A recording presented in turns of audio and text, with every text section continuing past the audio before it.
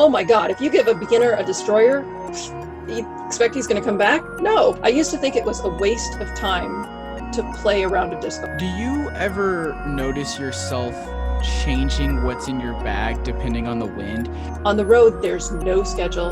There is no regiment. Things come up and are thrown at you all the time. Going to the field is critical. The most important thing I think that you need to know is, hi, I'm Juliana Korver.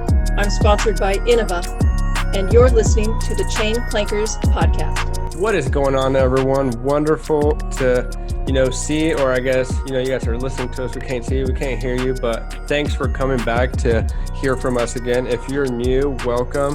I am Horatio, and my partner here is Quentin. We had a wonderful episode today with Juliana Korver. She is back and better than ever, and we had a wonderful, chat with her. But Quentin, what can the listeners expect today? It's okay, Horatio. I can see and hear you. So, we're almost having a conversation with some of our closest friends, also tapping in and getting in on this knowledge that we had in this episode. Let me tell you what, guys, absolutely must listen all the way to the end. This is the kind of episode where you are constantly learning something new, and it's not just fluff pieces. It's information that you can take with you the very next time you go out to play disc golf. And I promise you're going to be a better disc golf by doing so. We talk about wind. We talk about minimizing your bag. We talk about field work. We talk about the killer instinct inside of Juliana Korver and how there's a certain way to go about disc golf to get better. Highly recommend listening all the way to the end. And without further ado, I think we should bring Juliana in on the podcast now. Alrighty, everyone, let's welcome on our 5-time world champ. You heard her in the intro, sponsored by Innova, Juliana Korver. How are we doing today? I'm great. How are you guys? Doing good. Very excited. How was last weekend? You were at the Des Moines Challenge. How did that go for you? Oh my gosh, it was absolutely incredible. I'm not sure if I've been to that course since 2004 when the World Championships were held there.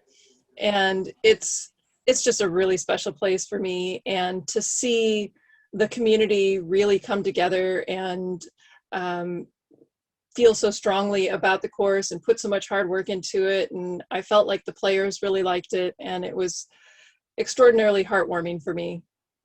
Des Moines, is that a course, how much do you know about how courses get picked of becoming part of the tour, or what goes into that? Do they submit applications, or how does that work?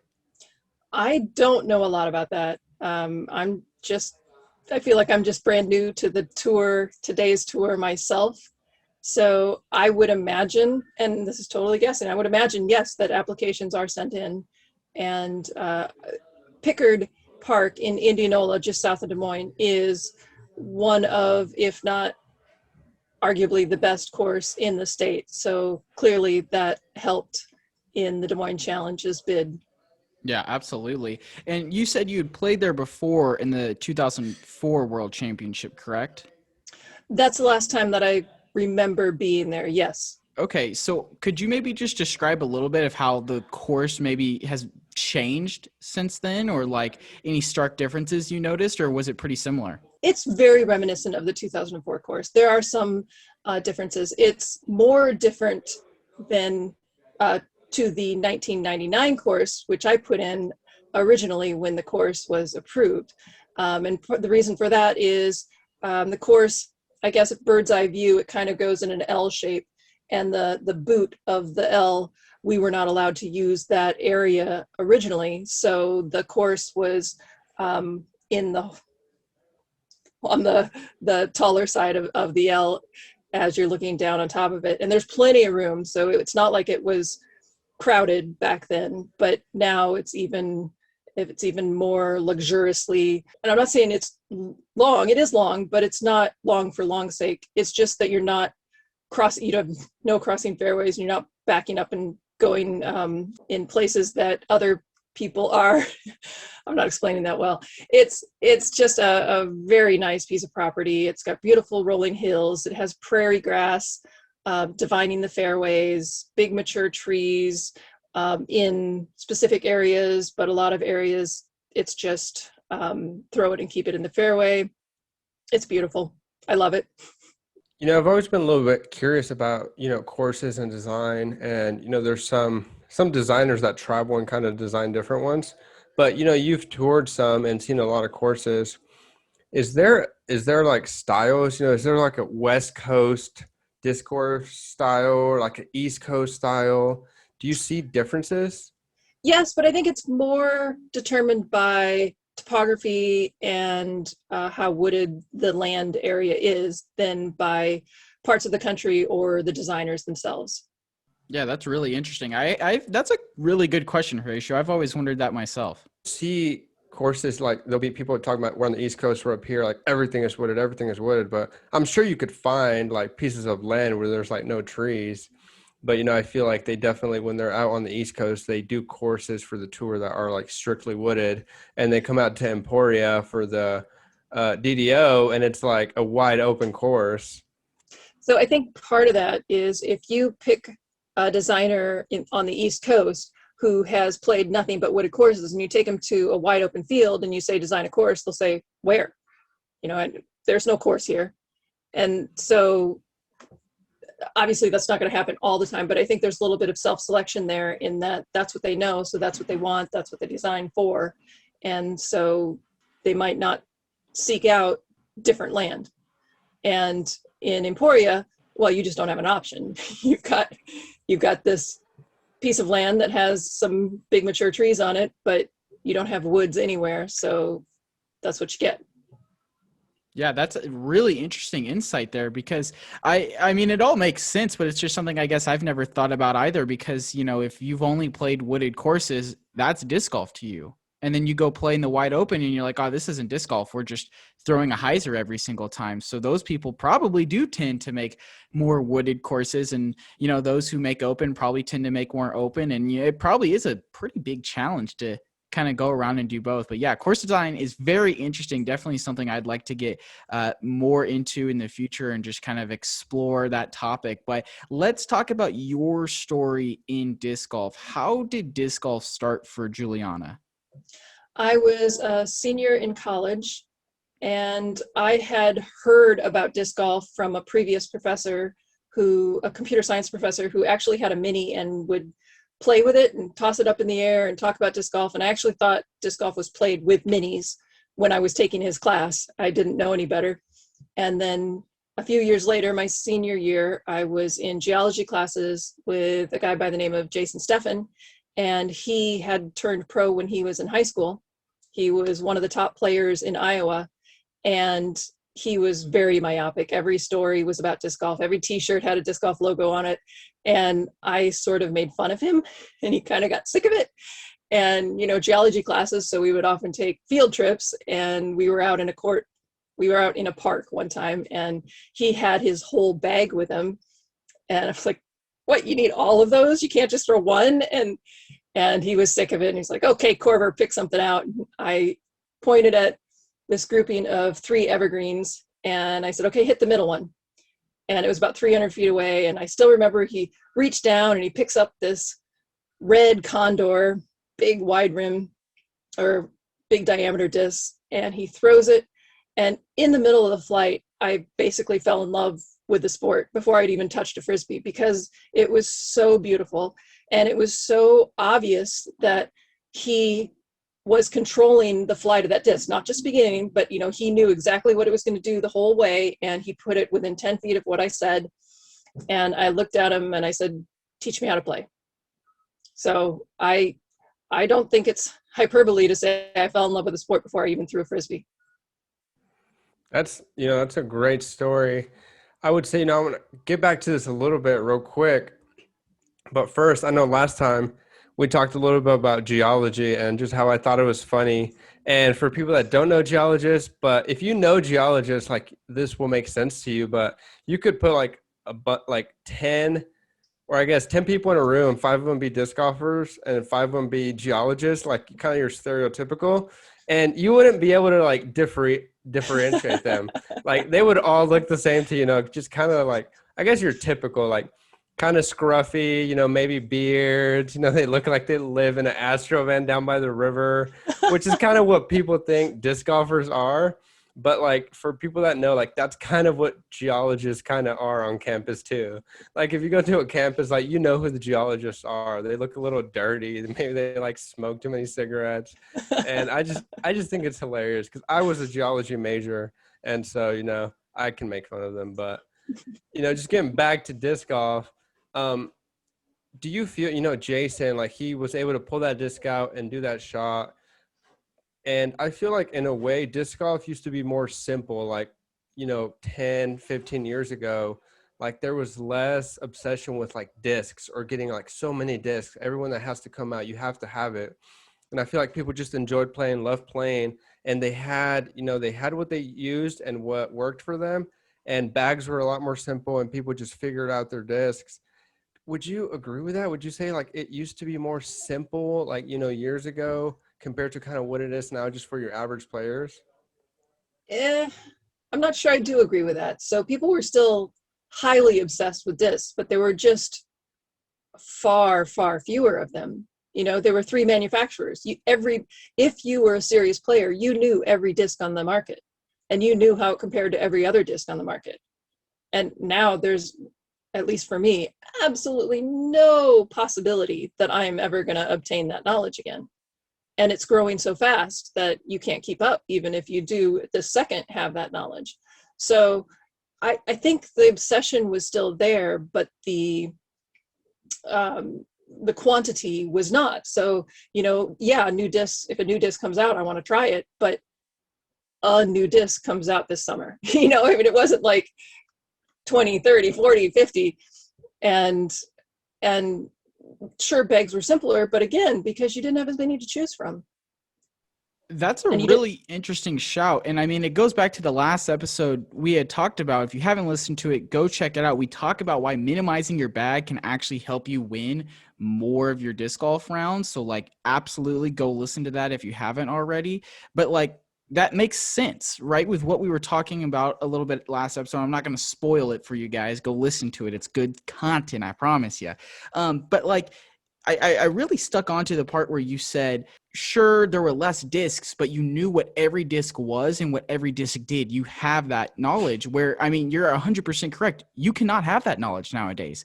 Like there's so many different manufacturers. I mean, you have Innova, Discraft, Dynamic Discs, Discmania, Westside, Latitude 64, MVP. They just won a world championship. Prodigy, they just won a world championship. Like that's like 7 different disc golf companies that I just rattled off right there. Not to mention all the other ones that are making discs that you just don't know about because you don't have that knowledge of how many discs. I guess like kind of just picking at this question a little bit more, do you almost see that as a disadvantage? Do you almost see it as like for someone coming into the sport, like a newer player, they're less than 900 rated. Is it better for them to just pick a brand and just learn that brand rather than trying to like have, a Destroyer and then a Raider and then a DD3 and then a Zeus? And like, do you think it's better to just stick with one brand and figure that brand out? I don't think the brand is as important as the speed of the disc. I mean, oh my God, if you give a beginner a Destroyer, you expect he's going to come back? No, you gotta start off with something that's not as fast, that's not as most likely overstable, because a person is probably going to have a hard time throwing a backhand, flipping something up initially. So I am a firm believer that players should start with 1 or 2 discs, whether it be a mid-range or a slow fairway driver, don't really care. Tell that person how important it is to be able to control that one disc. It's got to be the right disc. Can't be, like I said, a Destroyer. Once they can turn that disc over, make that disc go relatively straight, and hyzer that disc, then they're ready for other things. But until they have that control, I don't think it's doing anybody any favors by throwing lots of discs at them. And I don't care what brand it is. It just needs to be something that is able to be controlled. And I want to speak to what you mentioned, simplifying your bag. So I lived in Bowling Green, Kentucky for a number of years after I stopped touring. And I was getting into running a little bit more. So I would go out to both Lover's Lane and Kyriakis and I would run around. So I didn't have my bag. I would have one mid-range and I would run. And both of those courses, my personal best is with one mid-range running. And I've played those courses a lot. Obviously, because like you have to learn that disc, but go into that a little bit more of like, why do you think that is, like being able to be that efficient with one disc? Because your brain is not engaged in a good way. Your brain is not getting in the way and you're not depending on the disc to do the work. You are dictating what has to be done and you're telling the disc. So I'm using something like I would give to a beginner where I can make it turn over, I can make it hyzer, and can make it go straight. And if I put a lot on it, I can get it to go fairly far, not as far as my drivers, but far enough. And there's just no second guessing anything. I've got my tool and I need to make my tool do whatever I can to finish the hole. So I think when you get a bag involved, quite often, oh, should I throw this one with a little bit of hyzer or should I this one with a little bit of anhyzer? A lot of the times it doesn't really matter. Just do it and do it with conviction. So throw it like you mean it. And when I do a running round with a mid-range, every single time I'm throwing it like I mean it.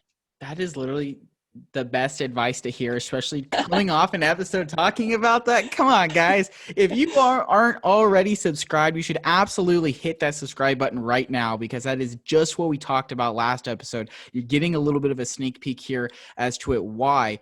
And I think that's so like high level facts right there, because Horatio and you and I saw this firsthand when we played up in Lawrence about a year ago. This guy who was running behind our group literally stepped up to the tee, almost hit an ace, lapped us, came back around like 6 holes later and almost did it again. Like, when you take the mental strain out of disc golf, your score goes up. And it's crazy to me that Dynamic Discs, they do their trilogy challenge every single year where you get a driver, a mid-range, and a putter, and people will go out to their courses that they take their full bag to and shoot a better round because there's not that mental strain there. That is just fascinating to me. And I think it also takes expectations away, and sometimes expectations are hard to live up to. So you're allowing yourself to succeed without the pressure of not doing so. Yeah, because people will buy discs because of a certain hype, or like, this disc should do this, or they saw a certain pro on tour do certain shots with this disc. So they're like, they buy this is going to fill that empty spot in my bag where I'm like lacking. If I buy this disc, I will be able to, fill that spot, because now I will be able to throw a decent anhyzer because I bought this understable disc and I'll be good. But then they buy it and it's one of 20 discs and they throw it on maybe 1 or 2 holes where it requires it. So they don't get enough practice with it. So then like the disc, it doesn't execute to what they believed it would. So then they're like, wow, this doesn't work that great. It's not doing what it's supposed to. I don't like throwing it. So then they start throwing it even less. And then so they don't ever learn that disc. And like, I love that. I'm very, minimalist, and I don't change my bag very often. Like the disc I buy, and like I have a Zuka cart and I carry like a full Zuka cart, but I have like 2 or 3 of each disc. And then, on the hole where I'm going to throw that specific disc, I'll throw it 2 or 3 times to see if I can execute that same shot, at least 2 out of the 3 times, if not 3, and see how close I can get it. And, I think that definitely would help new players out a lot, instead of going out with a full bag and trying to make that shot with 20 different discs, as opposed to, that one like we were talking about. How has your bag changed over time? I don't even remember what I used to carry. I'm still trying to figure out exactly what I'm carrying. I mean, I'm absolutely in love with the Roadrunner because I can make it do exactly what I want. I can make it do all 3, straight, hyzer, and hyzer. And I can put enough hyzer on it that it can control a decent headwind. And it's fine with a tailwind. It's not the fastest disc in the world, but I think the control makes up for the fact that I might be 20, 30, 40 feet behind a turn or something else. The turn, another disc that I really like, and I do get extra distance on that, but I'm not as confident in being able to put that pinpoint in the fairway where I want it. And not only that, the Roadrunner, I can also control how it's going to land. I can control if it's going to land on hyzer or anhyzer, which could be necessary depending on the slope of the green. And I don't have that much control over the turn. Sometimes that's important. Surprisingly, I'm surprising myself that I absolutely love the G-Star Destroyer. I didn't think I had enough arm speed for that disc, and it's been fantastic because it is so reliable. And the G-Star is not as overstable as the other plastics, so it's good for me. And that's fantastic into a wind. It's fantastic if I want to make sure that under no circumstances can I go to the right. And so that's one a place in my bag. For obvious reasons, I putt with the AVR X. I'm starting to work on a pig. So kind of a short sidearm, which is not something that I do very often in disc golf. I use it for some other Frisbee disciplines. So that's maybe going to find a home in there pretty soon. TL3, very versatile, slower disc that's got a little bit of stability. I like both the Leopard and the Leopard 3. I like the Mako 3. That covers most of it. Oh, Wraith. I carry a Wraith as well. Do you ever notice yourself changing what's in your bag depending on the wind? I have discs in my car for super, super windy days. I don't often have to go to them, but they're there in case, and I'm talking 20, 30 mile an hour gusts that flip everything over. Mid-range, for example, I've got some gators that will never see the light of day unless there's a ridiculous headwind and I'm throwing into it, because I can't keep the Mako straight in a ridiculous headwind. So yes, but it really has to be strong before they'll actually come out of the car and go in the bag. That helps also. I feel like it's important to learn to play in the wind with the discs you carry already. You could be traveling to a tournament or something and you're keeping an eye, or maybe not paying attention to the weather, and this is your bag and you show up and it's 20 mile per hour winds and you don't have those backup windy discs. So I feel like it's important to learn those anyway. I also benefit from the fact that I throw pretty low in general. So, if you, like my Roadrunner, I was out practicing this morning and it was somewhat windy. It wasn't ridiculously windy, but it was somewhat windy. And on a course, I probably wouldn't have chosen the Roadrunner, but, I threw them all out that way. I'm going to throw them all back. So see what they do. And, you keep them low, you put them on hyzer, and you don't give them enough time to really do a lot of flexing. And you can still get them to go pretty straight. If you get them up in the air, then you got a lot more time where they can get squirrely and get offline. So I think that in that very specific instance, I'm not as affected as maybe some other people are. Just real quick, I feel like a lot of new players definitely lose distance because of how high they throw, and eventually they kind of just accept it, or like they throw pretty high, but it works. But then they get in the woods or whatever and they can't, so they struggle. What would you say helps you to be able to throw low? Or I guess, what did you work on to be able to throw low? It's just the way that I throw. I don't remember thinking, boy, I need to make sure that I don't pop it up in the air. I've just always thrown low. And I actually think that I am probably lower than ideal, that I would gain some distance if I were, maybe another 10 feet higher in the air. I don't know if it's me being conservative or it's just the releases that I do. So another thing, these are what I consider weaknesses. I throw low all the time, and I sometimes have a tendency to get the nose up. So I think me potentially trying to force that nose down also keeps me throwing low. I wouldn't encourage people necessarily to always, you need all heights. So I tend to do pretty well in courses that have low ceilings because it's not obstructing my normal shot. That's an advantage. But out on a wide open field, I'm probably losing some distance. And if I have to go up and over something, I'm definitely losing distance because my natural swing doesn't do that. So I don't have as much strength when I'm trying to go up and over something. So you need to work on all of it. Yeah, and I definitely have noticed in my game in the recent weeks that, like, when I throw a shot that is lower than I normally would, or it comes out of my hand and in my head, I'm immediately like, oh, wow, that's low. That's going to be bad. It will go farther and be more accurate. So there's definitely some facts to what Horatio brought up and then what you were saying as well, Juliana. And something I really kind of want to get into a little bit here is I saw this on your Instagram here a little bit ago. I can't remember if it was a story or a post, but you had said that you get more field work done at home than on the road on tour. How can that possibly be? Yeah. So how many times have you, at least I've heard this so many times from usually like local regional pros, they'll, oh, if only I was on tour and I could play all the time. And so that's the perception that, touring pros, they have the opportunity to play 24/7. However, on the road, well, first of all, I mean, you got all logistics and you've got the sponsor responsibilities and you've got to drive 700 miles between events. But beyond that, I'm in a new city. I don't know where there's a field to go throw at.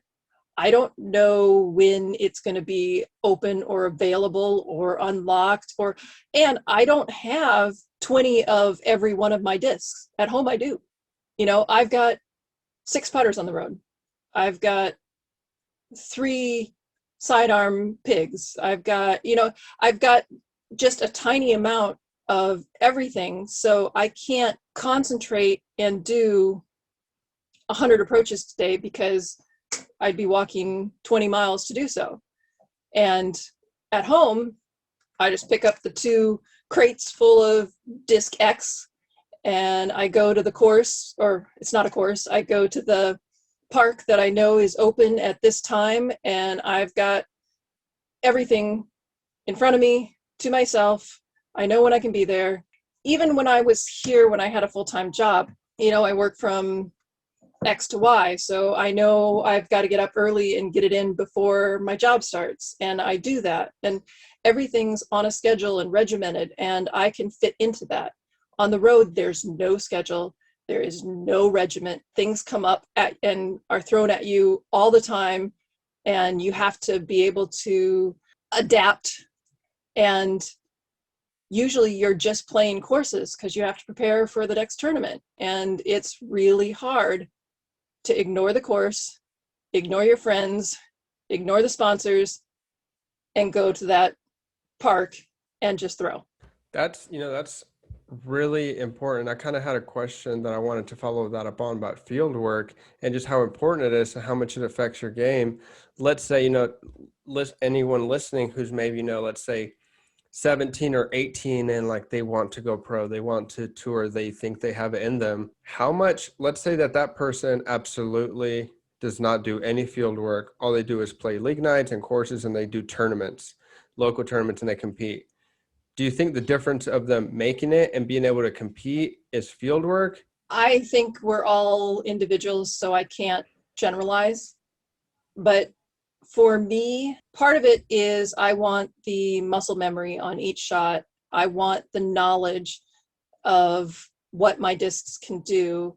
But I also need to feel like I have done enough that I deserve to do well. So I need to feel like I've put in enough work that I then have the confidence that I can play well. I'm not saying I'm going to, but I've done what I can, and now I just need to pull it back out during the tournament. So for me, it's critical. I don't think it's that way for everybody, but boy, I don't see how it would hurt anybody. Yeah, and it's obviously very important to understand how your discs fly. And without that knowledge, I mean, how can you confidently choose a disc for a shot? Like, you have to have that knowledge. And so I guess that kind of leads me into this question of, let's say you're somebody who only has 30 minutes to go out and do field work. Maybe it's once a week if you're lucky. Like, you've just got a really busy schedule and you'd rather go play anyways when you're out there. Like, the time you decide to go do field work, what do you think is maybe the most important things, or maybe the most important drills that you do, or you would think like a newer player, someone who's, 925 rated or lower, what do you think that the best use of their time would be? So the first thing, before I answer that, is time management.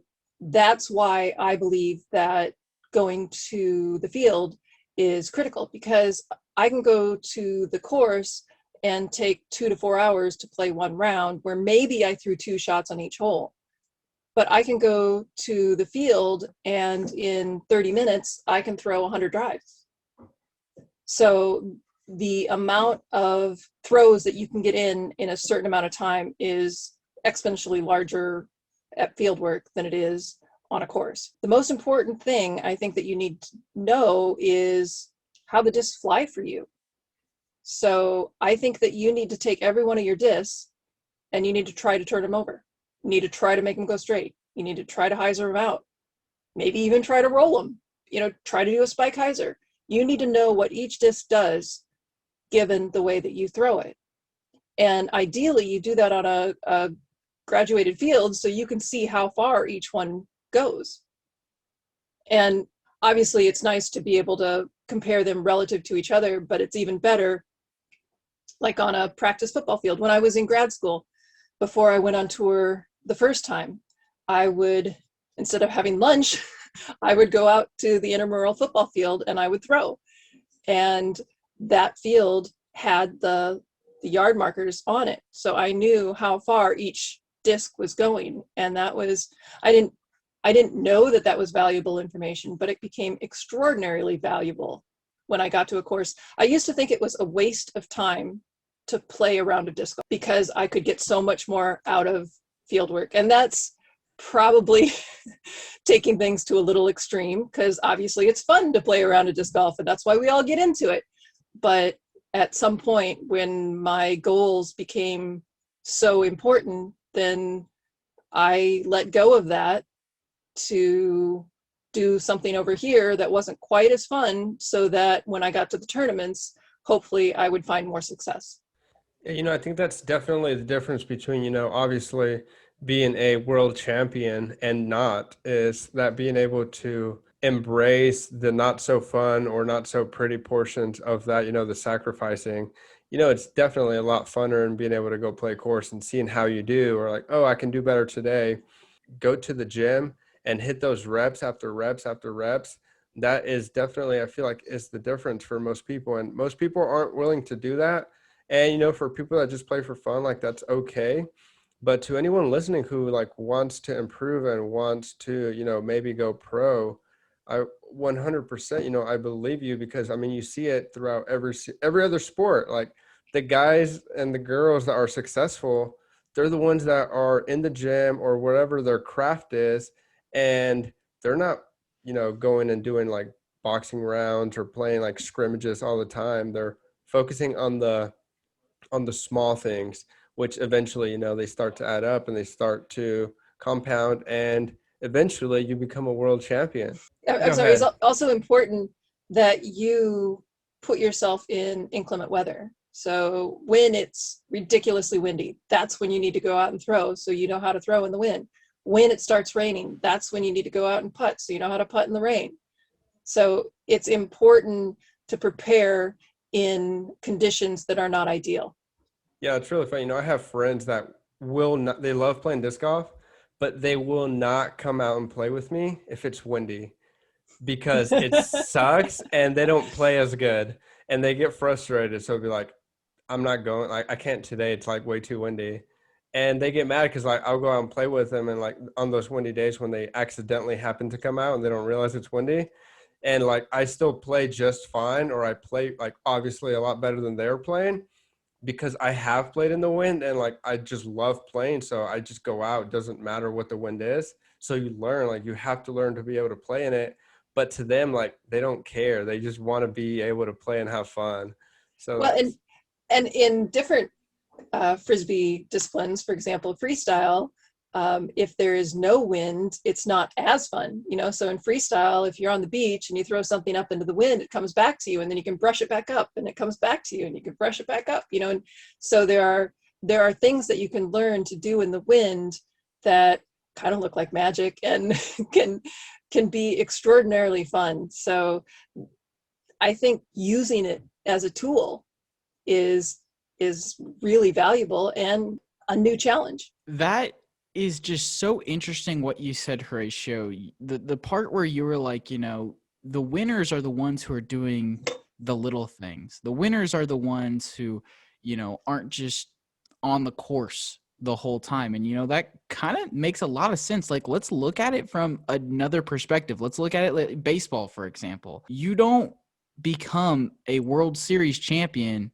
by playing just games. You have to hit the ball off the tee. You have to take ground balls. You have to pitch. You have to put the work in. Look at it at football. Those guys are practicing 5-6 times a week for one game a week. Imagine if you did field work 5 times a week and then played one round. I bet your score would probably go down. Am I right? Yeah, absolutely would go down. But now also, not everybody comes into the sport to be a world champion, and that's perfectly fine. If you just want to play a recreational round here and there, then absolutely do that. Nobody is going to judge anybody else because somebody just wants to have a fun round with their buddies. But I wasn't out there to have a fun round with my buddies. And I want to talk about that real quick. Like, what is that killer instinct in you? Like, why did you decide, what, obviously you're good at this, very talented. Like, what then drove you to set out to tour, and not only set out to tour, set out to win world championships? My life might be simpler if I actually could answer that, because then maybe I could turn it off. I keep hoping I'll grow out of it. I haven't yet, but it has served me well. I mean, I've had a lot of successes. I have just always been that way in everything, from competing with my older brother to classwork to sports to, it's just how I was built. And, I think you see it in different kind of people. And when you see those people, you can kind of tell like they're kind of built that same way, or they have that same, whatever it is. One example, I would like Paul Macbeth, like he recently turned 30. No offense to Paul Macbeth, but he looks older than 30. I think he looks so young. Really? Like, I don't know what it is, like just about his face. Like he just looks like more tired and more like stressed and like, your typical like, 30-year-old who doesn't care about much, I guess. He definitely has a determination. Yeah, but I think it's that like that stress that comes from wanting to be the best you can be at that thing. Like, there's a point where he decided he wanted to be the best in the world, and he did absolutely everything possible to get there. And then he wanted to do it again and again, and he's still wanting to do it. And for the people that have that in them, like, there's a lot of stress that comes with that. And like you're talking about, you're saying you're hoping you grow out of it, but you haven't. I guess what kind of helps you deal with that stress of like either not feeling like you're enough or not feeling like you're going to be able to repeat? Maybe I am handling it better than I used to, because I haven't been on a podium in actually I don't even know where I've placed, but I certainly haven't won anything other than the age protected thing. And I am getting so much out of my playing right now that I feel completely rewarded and satisfied and still driven to do better. So before, I could even feel like I had failed if I won. And, it was just never good enough for me. And that is a prison. Sure, got a lot of checks in different boxes, but it's not a healthy, sustainable position, at least for me. I'm sure other people can handle it better. And I don't regret anything that I have done. I'm proud of all of that stuff. But this actually, the fact that I can now take 7th at the Des Moines Challenge and feel really good about that, part of that is due to the fact that the size of the field size for the women is much larger than it used to be. And not only is it larger, but the number of people who could potentially win on any given week is much, much larger. And before it was like maybe 2 people could win. And before, I'm talking 20 years ago. And the money goes down much deeper. So it used to be either you take first or this was a waste of money. And now, maybe top 10, maybe top 15 can still come out of it and feel like, okay, I made a little bit, not too bad. This wasn't a mistake. So all of that makes being on tour now much more accessible and obtainable and sustainable than it used to be. So I think that's when me having the perspective, I'm 50 years old, so I'm giving myself a little grace, and I haven't played competitively for a long time. So intellectually, I know that I'm not playing my best, and I don't know where my best is anymore. So for me, it's fun the climb is fun. It's fun to see how far up I can get. And so, I'm still climbing. It's not always linear. Sometimes you jump back down and then you try to get back up. And that's the real fun for me. And this time I don't have the ultimate, I have got to win an X or this whole thing is a failure. I don't have that. So maybe I have finally matured out of that attitude. A tough question alert coming in, but do you think that, you said obviously the competition is much deeper now. Is it maybe that the competition 20 years ago not being as fierce and hey, 20 people could walk away winning this? Did that almost create that prison that you were talking about earlier where it's yeah, sure, I'm winning, but I'm not satisfied with my game? I tried not to compare myself to the people I was playing with. I tried not to use them as a watermark as to whether I was satisfied or not. But I did compare myself to the men. So if back then we almost always played the same courses, so I could compare my scores across the board. And if I would have cashed in the men's, then I was happy. If I would not have cashed in the men's, then there were other things that went into the equation, but that was always my goal, to play well enough that had I been playing against the men, I would have been, last place cash. They've gone away from that. Is there parts of that you liked, or are you glad that the way it is now? My emotion and my intellect do not agree on this one. So my intellect says, yes, it makes so much sense to have women's tees. And of course, I don't really want to play a 13,000 foot course, so I'd rather play the 11,000 foot course, which is still a lot. So intellectually, absolutely, there should be tees that are appropriate for the distances that the women throw, so that there aren't a lot of in-between holes where everybody's going to get a 4 or everybody's going to get a 5, because those are boring. And we want stuff that has score separation. Yes, that makes sense. Emotionally, I want to compare myself to the guys. That's how I grew up doing it. And that's how I still, although now I think that I wouldn't compare nearly as favorably. So maybe it's a good thing I'm not comparing myself to the men anymore. Do you do any of that comparison with maybe some of the top women in the game right now, like Paige Pierce, who is racking up her world championships right now? Katrina Allen just picked up a 2nd world championship. Do you ever compare yourself to them, or maybe think what it would have been like if they played 20 years ago with you? I guess it's impossible not to a certain extent. Everything's different. The courses are different. The technology is different. Expectations were different. The way people threw was different. So there's no real way to do that. But knowing myself, say they were on top of the mountain when I came up, chronologically, that's impossible. But again, say that was the case. I just know that I would not have stopped until I also got on top of the mountain. So maybe my best back then wouldn't have been good enough to do that, but then I wouldn't have stopped at that. I would have kept going. You said at the time, there was maybe a couple of people that could have won. And I'm guessing you were one of those, Do you wish there would have been more competition, more fuel? Because I feel like sometimes there's definitely more now, but I feel like at some tournaments, Paige Pierce will kind of like feel that. Like she wishes, like I feel like she is the kind that executes or, performs under pressure. And I feel like some of those tournaments, she doesn't have that, like that fire behind her because there's no one really chasing her.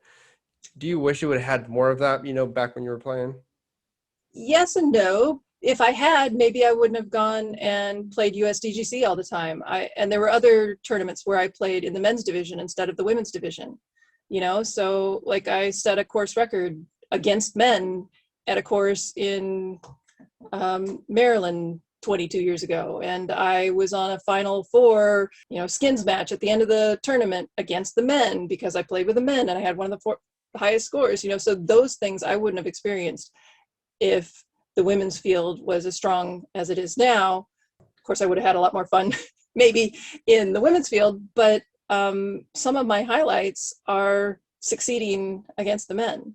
Yeah, I think that's really, really awesome. I think this conversation has been fantastic so far. I've learned a lot. I feel like you've opened up a lot to us, and I definitely appreciate your honesty with us today. I do have one more question before I allow Horatio to take us into the ace round and explain it for those newer listeners. This might be a little funny, but if Jason had a bad shot when he first threw that, if it was just terrible, right? Let's say the pressure got to him and he just whiffed it, grip locked it, did whatever. It was not a good shot. Do you still fall in love with disc golf? That is absolutely hilarious. Nobody has ever asked me that. No, I probably just would have made fun of him, laughed, and walked away.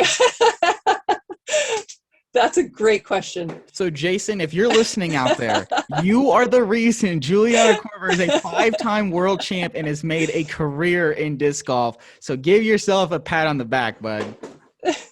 Jason was at the Des Moines Challenge, and he caddied for me the last day, and I let everybody know this is the guy that taught me how to play.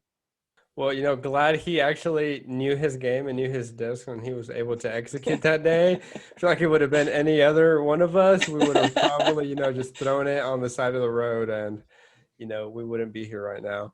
I think we're ready to get into the ace round. These are just the 5 questions we ask every single guest. They're kind of just to get in their head and just to hear how people's, opinions differ. And the first one we have is you're taking a new player, out to get their own set of discs. They've played a couple of times and they want to buy their own. What one putter, mid, and driver do you recommend to them? Well, we kind of already talked about this, and I would actually just get them a mid-range. And right now I just put a Mako 3 in their hand. And maybe I'd buy a couple other ones and I'd stash them away in the car, but they can't throw them until they can throw that Mako straight, make it turn right, and make it turn left. I love it. Yeah, I think that's a really, really smart answer right there. The second question we have for you, what is the favorite course you have played, and what is one course you would like to play? I just blanked on the name of the course in Sweden. Järva. Järva is one of my favorite courses. It's gorgeous. It's got really interesting shots. And the thing that set it apart is after playing one round of 18, I could sit down and I could basically tell you every single hole. So everything had character and it didn't just meld together. And I think that's an important feature of a good course. And a course that I want to play anything in Finland, everything in Finland. I want to take a trip to Finland and play some of those courses. Isn't that the place that like recently or this year was just putting like hundreds of courses in like a small space or something? Well, I know they have an island that has a bunch of courses. That might be what you're referring to. But I mean, just the entire country per capita has more courses than I believe anywhere else. So I want to go see that. Yeah, that would be a lot of fun. Okay, next question we got here. One tip you would give to yourself, who just started playing disc golf. So maybe, a year into it after you saw Jason's shot. One tip you would give to yourself. That's really, really hard because I don't want to affect the path that I ended up on. I mean, I want to say be kind to yourself because I was really hard on myself. But if I hadn't been, maybe I wouldn't have had so many successes. We get that one a lot, just have patience, be kinder to yourself, do the work and it'll happen. So Love that answer. Trust the process. The fourth question we have for you here is, what is your favorite memory playing disc golf? Oh, I got a good one. So when I lived in Indianola, which is the town that Pickard Park is in, which is where we played last weekend, I lived there for about a year after grad school, and there was this field that I would practice on, and it was adjacent to a middle school. And the middle school kids clearly were not allowed to go on this field, but they could go right up to it. So I would be on this field, and if I was practicing during recess, there were about 4 or 5 middle school girls that would come right up to the edge, and they were pretending to be cheerleaders. So they would cheer during my throwing practice, and they would actually huddle together, and then they would discuss it, and then they'd get in their line, and they'd do their, and go Frisbee girl, go, throw Frisbee girl, throw, and then they'd do cartwheels, and I would cry. It was so funny and so sweet. And they would do it every single recess that I was out there throwing. Wow. That sounds a little similar, but very different to Quentin's fieldwork practices. Yeah. They weren't. Oh my gosh. Literally, when I would do field work at this middle school football field, and it's middle school. They don't have recess in middle school. Okay. I don't know why they were out there. The teachers would just let them out there, and they would heckle me. There was no support. It was all heckling, all bad vibes. I was getting trashed on by these 7th graders. Oh, you're right. This was an elementary school. This wasn't a middle school. I had another story from the school. I was throwing on that same adjacent field, and I'm sorry you got heckled, by the way. That would have been hard. That's okay. It was really tough to just keep going. And like, if I was driving, because the way I was positioned, I was on like where they do like discus or whatever. And Sure. So I was on that little pad throwing onto the football field so I could get a little bit extra distance. And they would stand on the track in the way. So I couldn't throw at them because they knew I was bad enough that I might just hit one of them. Oh, that's hilarious. Okay, now another endearing story. School had just let out, and so I had my boxes of discs, and I used to have discs so they wouldn't have a personality. So all of my X discs were blue 172. All of this disc, they were pink and 107. So it looked like they were all the same, and they were. And then I would take one box and I'd try to make them all turn. I'd take another box and I'd try to make them all Heiser. And I had just finished one box of discs and I was about to get another box out. And these 2 tiny little boys, they were probably 2nd or 3rd grade, walked by. And the one said to the other one, "Oh, I wonder what the white ones do." Because he'd just seen the blue ones do something and the pink ones did something else. So I thought that was just super, super sweet too. That's awesome. Okay, last question we got for you here is, what is the biggest mistake you see new players make?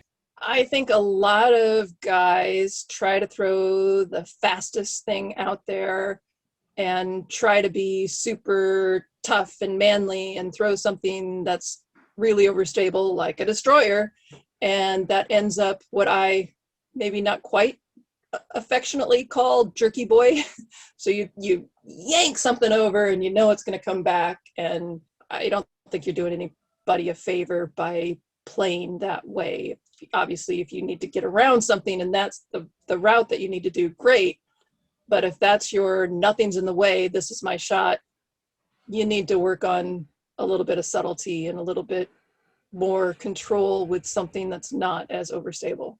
I really like that advice, and it really just goes along with a lot of what we talked on last episode. If you guys haven't listened to that episode and you enjoyed this episode, absolutely go check it out, and maybe check out another incredible interview that we have had. Juliana, it was an absolute pleasure to have you on the podcast today. Before we get out of here, where can the people connect with you on social media? And if you have any sponsors you want to thank, go ahead and do it here at the end. Well, on Facebook and Instagram, Juliana Korver, and Juliana only has one N in it, and Korver is spelled with K. So you can find me there. I have a couple of collaborations that haven't been announced, but eventually, hopefully soon, one with OTB and one with Revolution Disc Golf Bag. So I'm anxious to share those with everybody, and I will do so on social media when they are available. Awesome. Yeah, Juliana is back. Very exciting.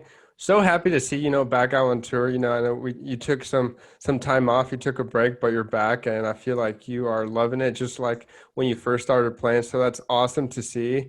Thank you so much for your time. Thank you for taking the time to talk with us, and wish you nothing but the best out on tour and for the future of your career. I really appreciate it. This was fun. Thank you.